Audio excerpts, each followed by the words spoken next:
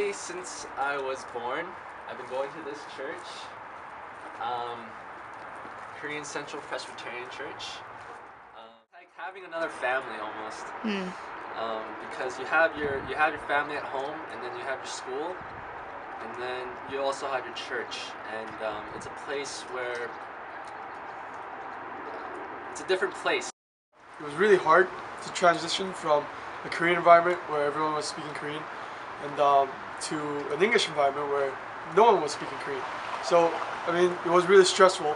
And going into a Korean church, it was really, it was really heartwarming. It was great. So, because I was able to meet more Koreans, new Koreans that I've never met before, and just be in an atmosphere where I'm comfortable. Church played a huge role in terms of the social aspect of Koreans, and Koreans are very much an interdependent and dependent type of society in Korea, a very multi-generational kind of altogether, and the church played a huge role in terms of bringing Koreans together in a place where they could meet and socialize and retain some of their heritage and their culture when they've immigrated to a foreign country where they don't speak the language, they don't look the same, the food tastes different. And so church served a very big social role that really helped people to feel integrated still into the Korean culture.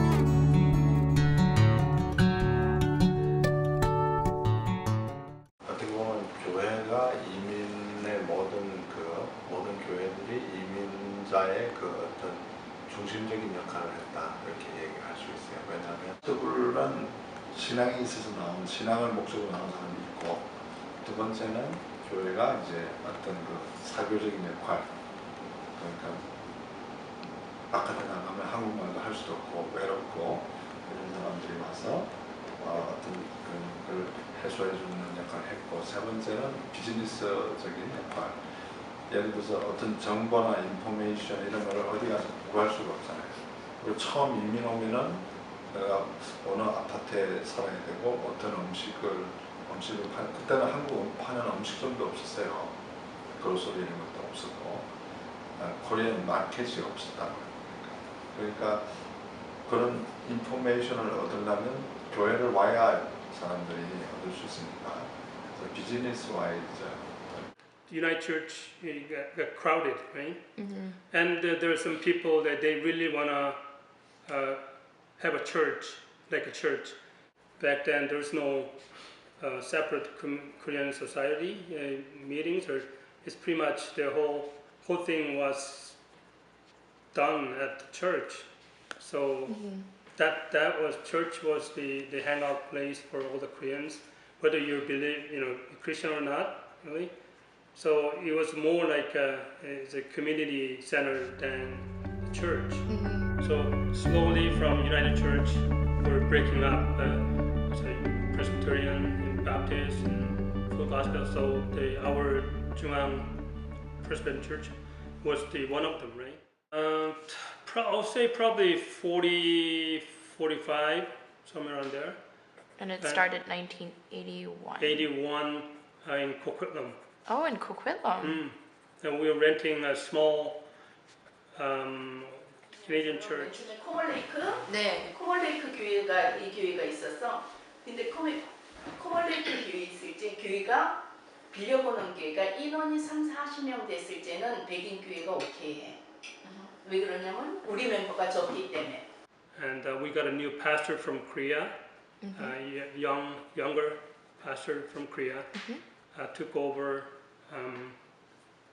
and then we moved to. Same time we moved to New Westminster. We're renting a bigger Canadian church. So by that time we grew to probably about 80, almost double the member in two, 3 years. 그랬다가 이제 우리가 100명이다, 120명이다 하면 또 멤버가 커지면서 우리도 바빠지고 또 애들이 또 많아지면은 애들이 또 말썽 부리기 시작하면 막 교회의 문도 망가뜨리고 막 여기서 저기까지 붕붕 뛰어다니면서 We got kind of kicked out of that church because our kids were Naughty.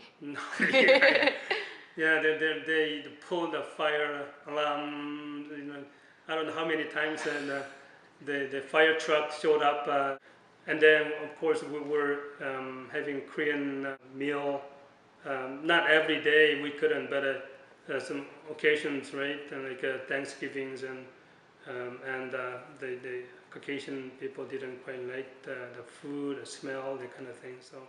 교회 빌리러 다니지 정말 거진 이 코키트남 이 교회를 다 다니면서 그때 그러니까 교회를 빌리러 다니는 사람은 내 교회가 있어야 된다는 마음이 너무 절실한 거야.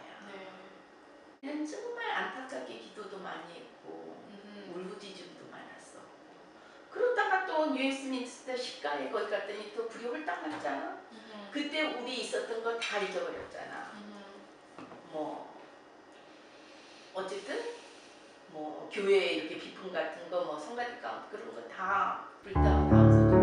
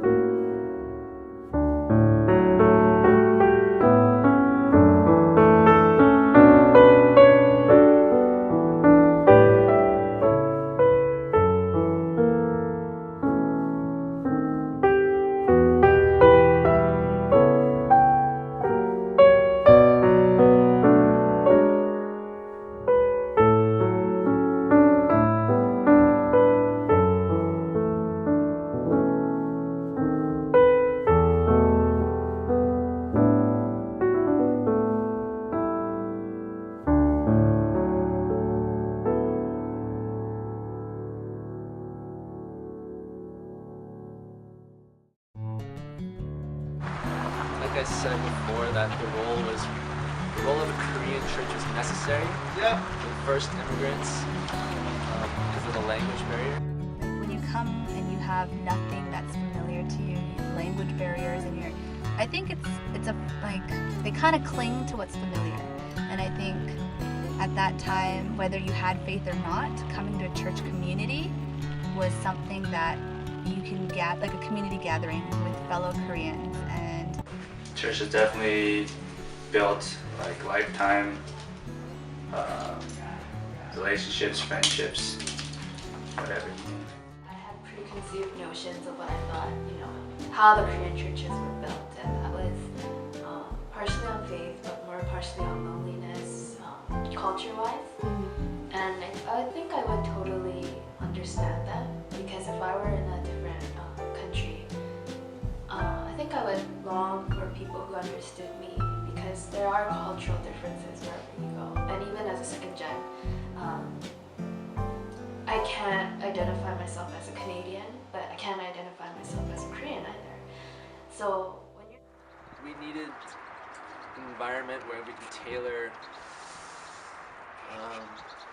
gospel, the message, everything that Christianity is about, in Korean. We needed to have it in Korean because there was no way they could understand English. So to have a all Korean church, I think is just the way it had to have started. And at this point, now it doesn't seem very necessary, and it just seems like racial preference or something like that. But I think it's because it's the way it's been for so long. There's always a great saying that, you know, the church isn't for good people or people that think they're good. It's like a hospital. It's for the sick. It's for the needy. It's for the people in need. So it is a place for fellowship and community, for in that cultural aspect. So I think a Korean, I know I'm repeating myself, but very, simply put, it's a mixture of both religion and culture. And in any Korean church you go to, there is going to be that culture and that mindset in it, in the way it's structured and in the way programs are run. So that's the first step.